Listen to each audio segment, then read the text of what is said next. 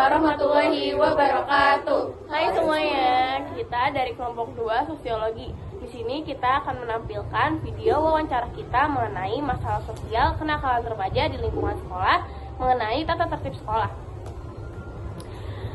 Keep on watching.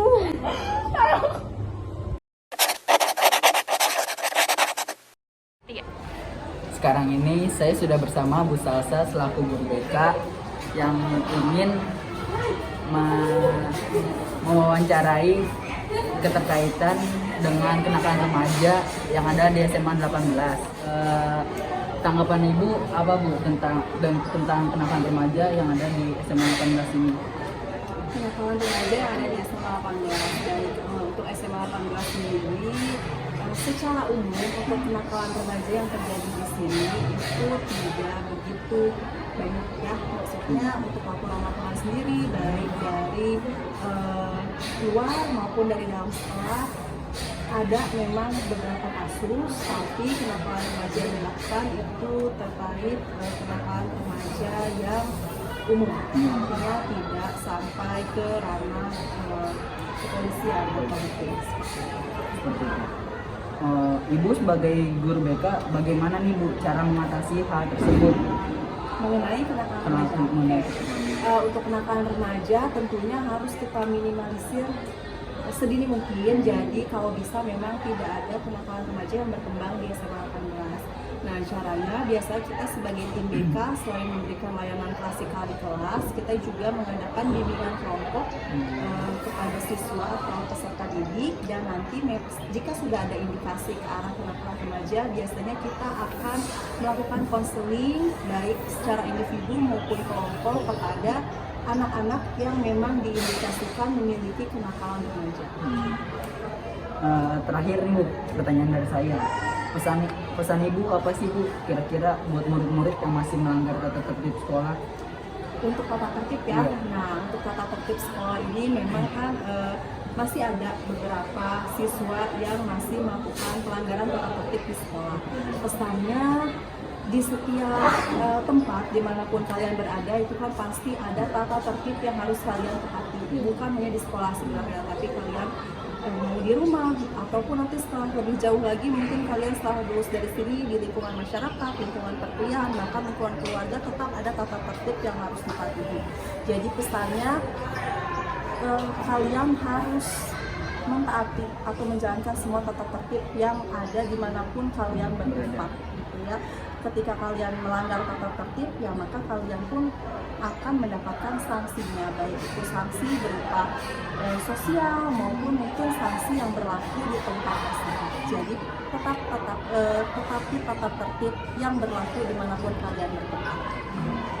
Oke, mungkin pertanyaan saya udah segitu aja Bu. Sebelumnya terima kasih juga. Sama-sama.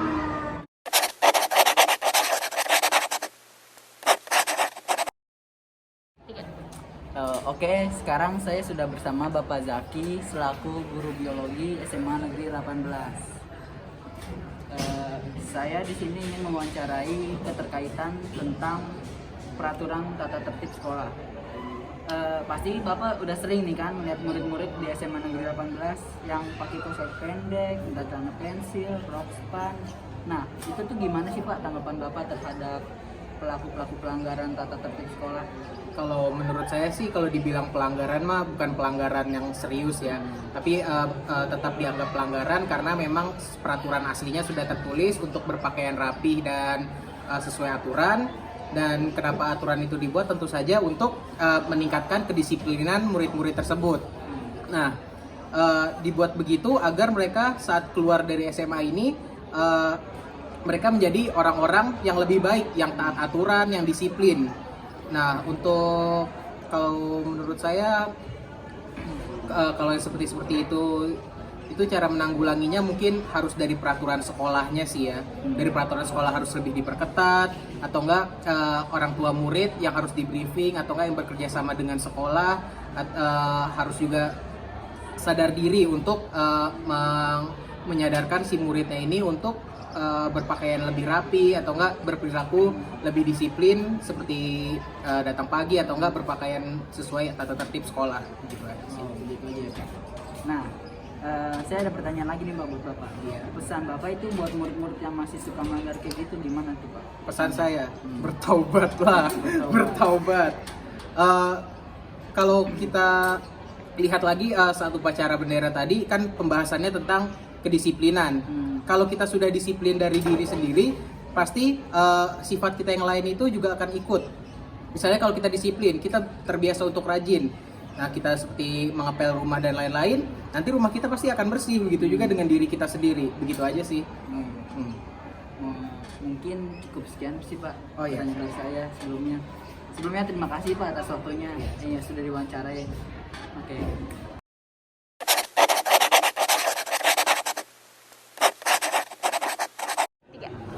Oke, saya di sini sudah bersama Elza, selaku murid SMA Negeri 18 Bekasi. Meminta waktunya sebentar untuk mewawancara ya. Elza pasti udah sering kan melihat kayak murid-murid di SMA Negeri 18 itu kayak yang kaos kaki pendek, celana pensil atau rok span. Nah itu gimana sih tanggapan Elza pribadi itu tentang murid kayak gitu? Oke, kalau aku pribadi sih aku nggak peduli ya, karena ya orang bisa berpakaian terserah mereka mau kayak gimana.